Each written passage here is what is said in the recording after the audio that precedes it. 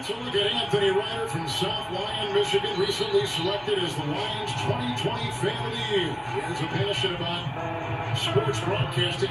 With the 112th selection in the 2021 NFL Draft, the Detroit Lions select Amon-Ra St. Brown, wide receiver, USC. One pride, baby! Yeah!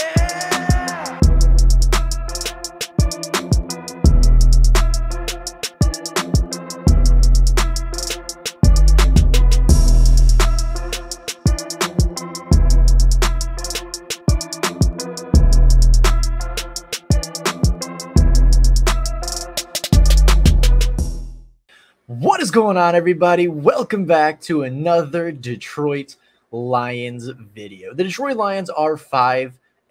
They are tied for the best record in the NFL, a perfect away record so far this season through 6 weeks, and they are looking to be one of the elite premier teams of the NFL. However, just because the Detroit Lions are 5-1, just because they sit atop of the NFC North and honestly are tied for top of the NFC conference as a whole, I think a lot of people are still underestimating just how good this Detroit Lions team is. There's a lot of people looking at it saying, yeah, well, they're just the Lions. There's a lot of people trying to discredit them about the quarterbacks that they've played or the Seahawks game or this, that, and every other excuse as to why the Detroit Lions are a bad football team or not as good as their 5-1 record would portray. So today, we're going to take a look at it. We're going to take a look at just how good the Detroit Lions are on the football field. We're going to take a look at just how dominant they have been through 6 weeks of football. And at the end of the day, I'll let you guys make a decision on just how good this Detroit Lions team is and just how bright this future is and how far they can go in the 2023 NFL season. So let's start off with their record, right? The Detroit Lions are 5-1. They are 3-0 on the road, going to Arrowhead and winning, going to Lambeau Field and winning on primetime Thursday Night Football, and going to Tampa Bay, a very humid, muggy environment, versus a 3-1 Tampa Bay team that was playing very well at the time and got a victory over them as well. Not only that, they won at Lambeau by double digits. They won at Tampa Bay by double digits, and even though they didn't win at Arrowhead by more than a point, they still went into one of the most hostile environments in the NFL, the toughest away game on their schedule against the reigning MVP as well as the best offensive coach in the NFL, and still found a way to walk out with a victory. The Detroit Lions have a plus 55 point differential. That puts them as the second best team in the NFC as far as point differential and the fifth best team in the NFL as far as point differential. They are first place in the NFC North. They are tied for first place in the NFC, and they are tied for first place in the NFL due solely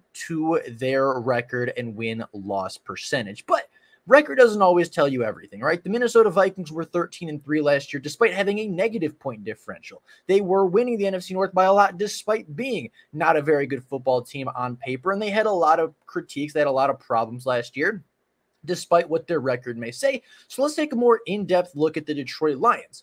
Well, let's take a look at their victories so far, right? Because you can make the argument that, hey, maybe they haven't had the best quality of victory. Well, they've played the 5-1 Chiefs, who they beat. They played the 3-2 Seattle Seahawks, who just got their second loss versus the Cincinnati Bengals yesterday. So, Seattle Seahawks, I think, competing for the NFC West, certainly competing for a wild card spot there. They faced the 3-3 Falcons, who were off to a very hot start, 2-0 at the time that they played them. The 2-3 Packers, who again were 2-1 at the time of playing the Detroit Lions. The 0-6 Carolina Panthers. Okay, that's probably an easy one to chalk up. And then you, of course, have the 3-2 Tampa Bay Buccaneers, who again were 3-1 at the time of playing the Detroit Lions. So at the time of playing, you had the undefeated Chiefs and the reigning Super Bowl champions, the undefeated Falcons, the 2-1 Packers, as well as the 3-1 Tampa Bay Buccaneers, and only two of the Lions' 6 opponents so far have a record below 500, with, of course, the Packers being one game back from 500 and the Carolina Panthers being the Carolina Panthers. So really, two, I would say, easy matchups below 500, and really only one matchup where you're going to look at it and say, that team can't finish more than 6-7 wins, right? Because the Chiefs obviously will. The Seahawks are going to finish probably vying for a playoff spot. The Falcons could potentially win the South. The Packers could potentially get 7-8 wins if they start looking a little bit better on offense. And the Buccaneers are very much in contention for the NFC South crown. So they're playing not terrible opponents, despite the quarterbacks. I've seen a lot of people try to say, oh, the quarterback play isn't good, right? You play Geno Smith, and then you play Desmond Ridder, and then you play Jordan Love, and then you play Bryce Young, and then you play, Baker Mayfield, despite the fact that Geno Smith is very good, despite the fact that Baker Mayfield's having a very strong season, and the fact that the teams around those young quarterbacks are pretty solid football teams, especially on the defensive side of the ball and who the offense actually has to score against. Speaking of that offense, the Detroit Lions offense currently scores 28 points per game, ranking them 4th in the NFL. They average 259.5 yards per game passing, which ranks them 5th in the NFL. They've only allowed 10 sacks in pass protection, ranking them 8th in the NFL. They rush the ball for 124.2 yards per game, ranking them 9th in the NFL. They convert on third down at a 42.2%.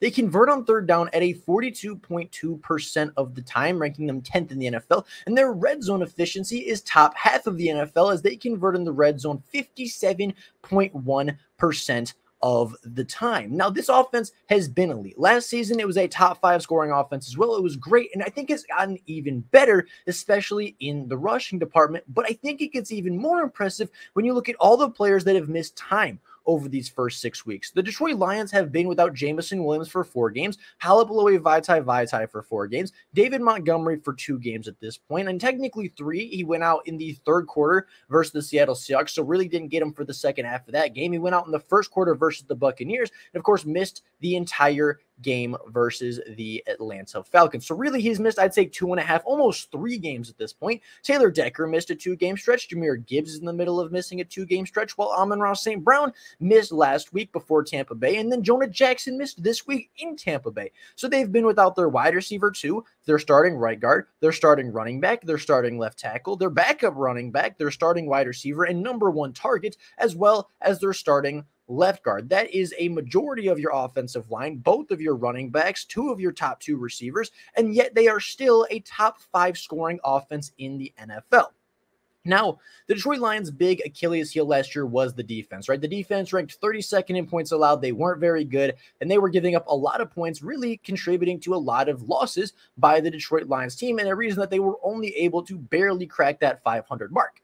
This year, they're a little bit better. The defense averages giving up about 18.8 points per game, ranking them 10th in the NFL. They allow just 64.7 yards per game rushing, ranking them 1st in the NFL, absolute top of the NFL. They allow 221.2 yards per game passing, ranking them 18th. Not great, but certainly not horrible, and a far cry from the 32nd ranking they had a season ago. They allow third down completions. They allow third down conversions at just a 33.3% rate, ranking them 5th in the NFL. They have 59 total team pressures, ranking them 5th in the NFL. They have 8 total takeaways, ranking them 13th in the NFL. They've only been penalized on defense for 238 yards, which might sound like a lot through 6 games, but in reality, that ranks them as the 6th least penalized team in the NFL in terms of yards penalized for.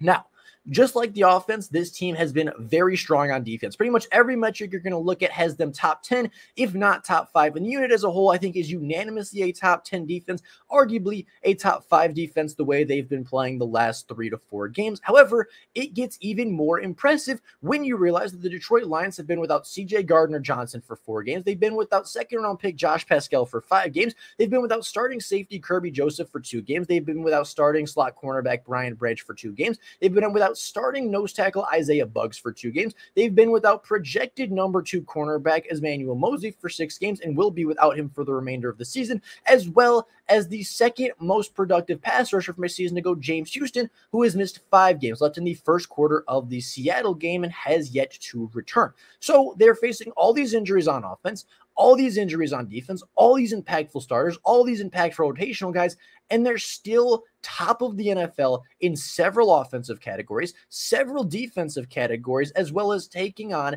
and having and being tied for the best record in the NFL.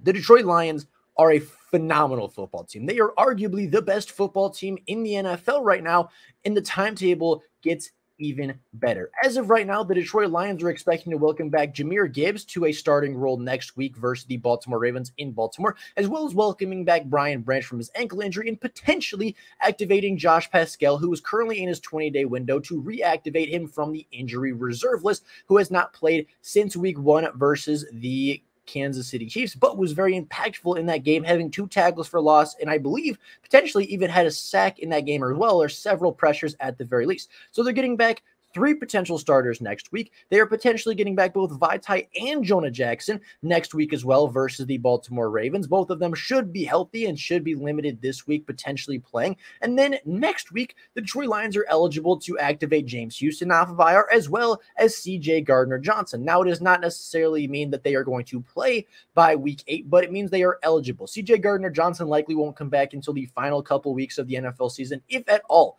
in the regular season, and James Houston will likely be out until roughly week 10, probably after the bye is when we'd expect to see him back, but that is only a couple more weeks down the road after they are eligible to return.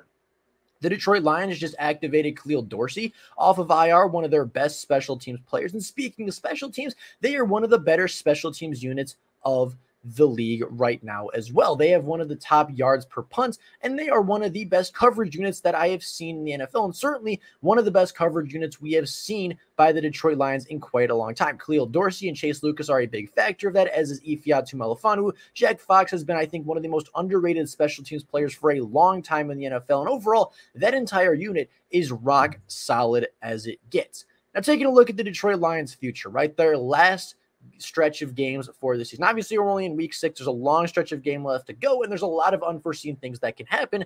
But taking a look at this schedule, I don't think there's a single team on this schedule that should be favored over the Detroit Lions. Not that they're going to win every single game. Obviously, they're not going to go 16-1. They're going to have to, adjust to some injuries. Obviously, some unforeseen things may happen that we don't know about. But as of right now, assuming that injuries are manageable for every single team across the NFL, and assuming that there's no major injuries or anything unforeseen and out of control for the Detroit Lions, like Jared Goff getting hurt or anything of that nature, I think the Detroit Lions should be favored to win every single one of these games. They go into Baltimore next week, a 4-2 Baltimore team that just won in England, has been very hot and cold. They've won some really strong games, but they've also lost to teams like Pittsburgh after their wide receivers have several major key drops. So it really depends what Baltimore shows up, but I think that could be one of the best games of the week and potentially the best game remaining on the Detroit Lions schedule this year, potentially their biggest test remaining in their last 9 to 10 weeks of play. They then go home and welcome the Raiders on Monday Night Football in a game in which they should be heavily favored. They go into the bye potentially to get healthy, get guys like James Houston, Josh Pascal back, and get a little bit healthier on that offensive line.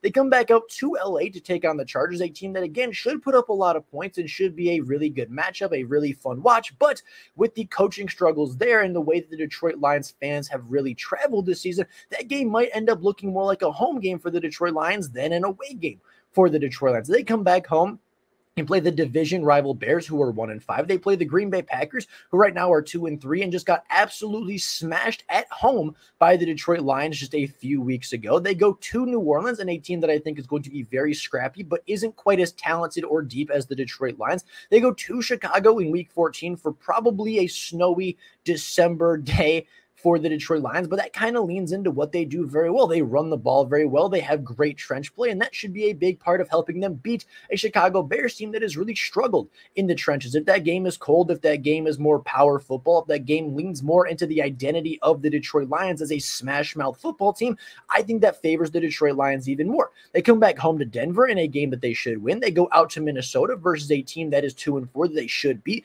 They go to Jerry World at Dallas, potentially again, like the Ravens, potentially that next best opponent that they have.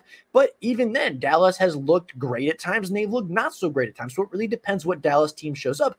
But I do think the Lions should be able to win the trench battle there, and they should be able to put up at least a little bit of points on the Dallas Cowboys, but that potentially is a loss. And then you, of course, go back home to take on the division rival Vikings in week 18 of the NFL season, potentially to win the North for the first time since 1993. The Detroit Lions have an opportunity to be an elite football team this year. As of right now, they are one of the top teams through the first month and a half of the season, but there is still 3 months left of football before we get to the playoffs. I think the Detroit Lions can realistically win 12, even 13 games, potentially dropping to Baltimore, potentially dropping to Dallas, and potentially dropping to the Chargers. That would be all three of their toughest matchups for the remainder of the season, and that would still put the Detroit Lions at 13-4, assuming they lose all of those games, which I don't think that they will.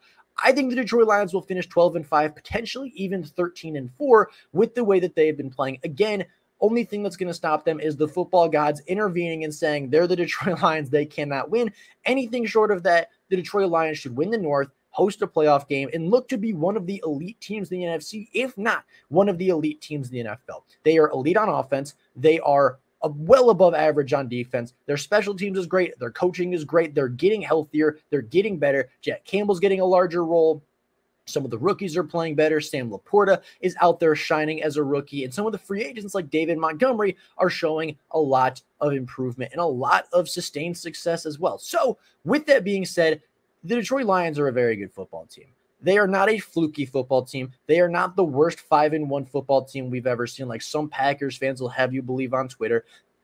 They are a very good football team. On offense, they are top 5 across the board. On defense, they are easily a top 10 unit, if not a top 5 unit, based on every single important metric that you can look at. They are an above average defense. Their schedule is favorable going forward. They're supposed to be getting healthy, and they've already dealt with so many injuries this year that honestly, I think anything short of losing Jared Goff, the Detroit Lions should have a chance in every single game that they have. The Lions can lose a couple players here and there and still be okay. If they have Frank Ragnow snapping the ball, Penei Sewell at right tackle, and Jared Goff under center, I think they have a chance to win every single game on their schedule. But with that being said, that is all I have for you guys today. The Detroit Lions are very much an elite team this year. There's a reason that they're tied for first place in the NFC. There's a reason they're tied for first place in the NFL. There's a reason they're top 5 in the NFL in point differential this year, and there's a reason they're getting hype. There's a reason they're top 5 in Super Bowl odds. There's a reason they look like a dominant football team on paper and look even more dominant in person. It's because they are a talented football team. They are a well-coached football team. Their fans travel and make every single road game essentially a home game at this point, other than going to Arrowhead. And they are one of, if not the best football teams in the NFL. So with all that being said, that is all I have for you guys today. That is how good the Detroit Lions are. They aren't a fluke. They aren't some 1 week, 1 month, 1 year wonder. They are built for success. They are built to sustain success, and they will do so for a very long time. With all that being said, that is all I have for you guys today. Thank you all so much for watching. If you have yet to subscribe or like the video, please go down below and do that. It helps the channel out a ton. But with all that being said, that is all I have for you guys today. Let me know down in the comments below how you feel about the Detroit Lions, how confident you feel going into the rest of the season, and just how much fun it is to watch this Detroit Lions team. With that being said, thank you all so much for watching, and until next time, and as always, go Lions.